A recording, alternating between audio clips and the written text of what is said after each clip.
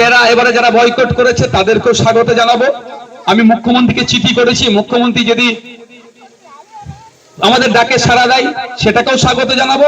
যেটা করবে সেটাতেই আমরা স্বাগত, যেটা করবে তাতেই স্বাগত। কিন্তু ভোট মিটে যাক, এই গরমের ছুটিটা কোর্টে পড়েছে, মিটে যাক। আমিও একটা খেলা খেলবো, আমিও মামলা করব।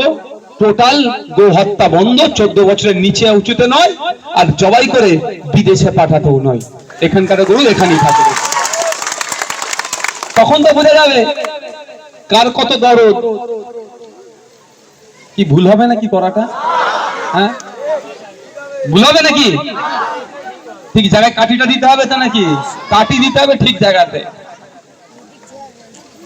তাই আপনাদের বলবো, যারা আমাকে জিজ্ঞাসা করছিলেন, আমাদের নেতৃত্বরা আছে তো, এরা আছে তো, এদের সাথে একটু কথা বলে নেবেন, কিভাবে কি নিয়ম কানুন কিভাবে কি আছে, এরা আপনাদেরকে বলে দেবে, সেইভাবে করবেন। প্রশাসন আছে নিশ্চিতভাবে। একটা কথা বলে দিই, কুরবানি বন্ধ করে দিচ্ছে এই কথা যারা বলছেন, এটা ভুল কথা। কিন্তু এটা এজ লিমিট করেছে, সেটা নিয়েও আমরা চ্যালেঞ্জ করেছি কলকাতা হাইকোর্টে, একটা মামলা আমাদেরও হচ্ছে। দেখো ওই বিষয়ে যাচ্ছি না, তাহলে দুটো ক্লিয়ার হলো। আর একটা বিষয় ক্লিয়ার করে দিই, মাইকে আজান, মাইকে কীর্তন, মাইকে ওই সকালবেলা যেটা বাজাই হিন্দু সমাজের হরিনাম, কোনটাই বন্ধ করার কথা বলা হয়নি। কি বলা হয়েছে? সাউন্ড কম করার কথা বলেছে। 4টে ক্যাটাগরিতে ভাগ করেছে পশ্চিম বাংলা। একটা ইন্ডাস্ট্রিয়াল এরিয়া, একটা কমার্শিয়াল এরিয়া, একটা রেসিডেন্সিয়াল এরিয়া, আর একটা সাইলেন্স জোন।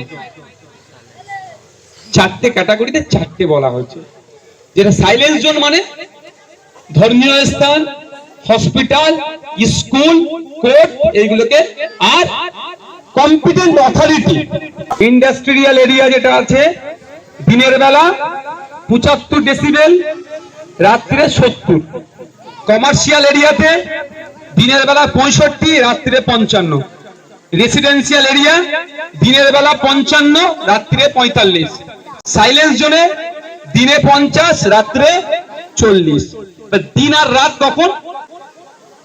ওয়েস্ট বেঙ্গলের পরিবেশ দপ্তর দিন আর রাতটাকে কখন ভাগ করেছে তাই জন্য শুনে রাখুন।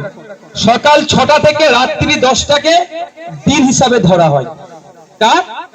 গভর্নমেন্ট অফ ওয়েস্ট বেঙ্গলের ডিপার্টমেন্ট অফ এনভায়রনমেন্ট, পরিবেশ দপ্তরের সকাল 6টা থেকে রাত 10টা হচ্ছে দিন, আর রাত 10টা থেকে সকাল 6টা হচ্ছে রাত।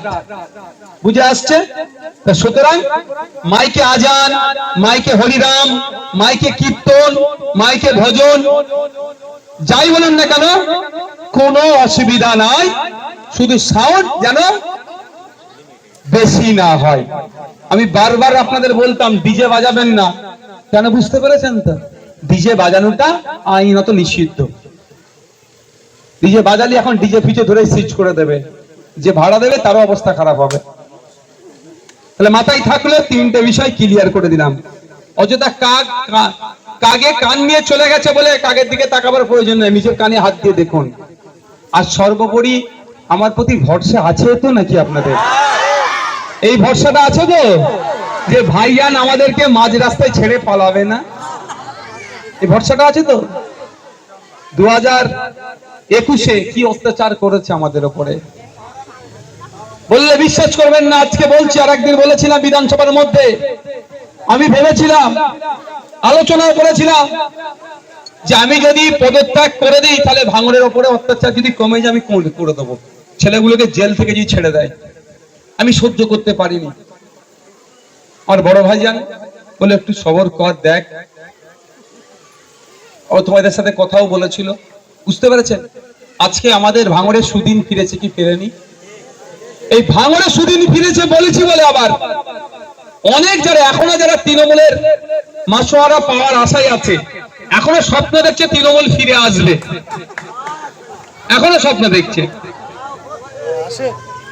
বুঝতে পারছেন? তারা আমার সম্পর্কে আবার বাজে মন্তব্য করছে। আমি কেন বলেছি যে আমরা আজকে সুদিন ভাঙড়ের মানুষ পেয়েছে, তাহলে সুদিন পাওয়ার পর আমরা যদি অন্যায় করি তাহলে সুদিনটা কি রাখা হলো? অনেক কষ্ট করে সুদিন পেয়েছি ভাই, জেল কেটেছি, কর্মী খুন হয়েছে, মার খেয়েছে। মাঠে কত মাঠ রাত্রে তোমরা মাঠে ঘুমিয়েছো বলো তো? ঘুমানো তো দূরের কথা, বর্ষার সময় মাঠে আছো, বৃষ্টি হয়ে গেছে, দাঁড়িয়ে থাকতে হচ্ছে সারা রাত আমাদের ছেলেদেরকে, না বল? তাহলে এত লড়াই দিয়ে 8টা 10টা কেসকে বাড়িতে বাচ্চা 3 মাসের বাচ্চা বোম মেরেছে, এই রকমের ঘটনা আমাদের হয়েছে, তাই না? এত কিছু লড়াই করার পর আইএসএফ এর হাত আপনারা ছাড়েননি, জরিমানা হয়েছে, জরিমানাটা তুচ্ছ ভাই আমাদের কাছে। বাড়িতে 3 মাসের বাচ্চা বোম মারছে সেই বাড়িতে, এটা আমাদের কাছে অনেক বড়। তারপরে আইএসএফ এর হাত আপনারা ছাড়েননি তো, আইএসএফ কে ভোট দিয়েছেন বলে তো জিততে পেরেছি, তাহলে সুদিন আমরা ফিরে পেয়েছি তো ভাঙড়ে। তো এইটাকে অনেকে খেসা করছে, তো এইটাকে আমাদেরকে ধরে রাখতে হবে কি হবে না ভাই? তো রাখতে হলে আমাদেরকে দায়িত্বশীল হয়ে উঠতে হবে। যেই উন্নততর ভাঙড় গড়তে আমি চাইছি, ইচ্ছা স্বপ্ন, শুধু কি নওশাদ সিদ্দিকী একা পারবে? শুধু কি কারিমুল ভাই, আসাদুল ভাই, শামসুদ্দিন ভাই, আমাদের বাবু যারা আছেন, আমাদের মায়েরা যারা আছেন, এরা কি একা পারবে? আইএসএফ একা পারবে? পারবে না। যদি উন্নততর ভাঙড় গড়তে হয়, ভাঙড়ের প্রত্যেকটা মানুষের সাথ দিতে হবে। আপনারা দেবেন তো সাথ? আপনাদের ছাড়া উন্নততর ভাঙড় গড়া যাবে না, সাথ দেবেন মায়েরা, বাবুরা সাথ দেবেন? বিধায়ক আমার কাছে প্রত্যেকটা ভোটার সমান।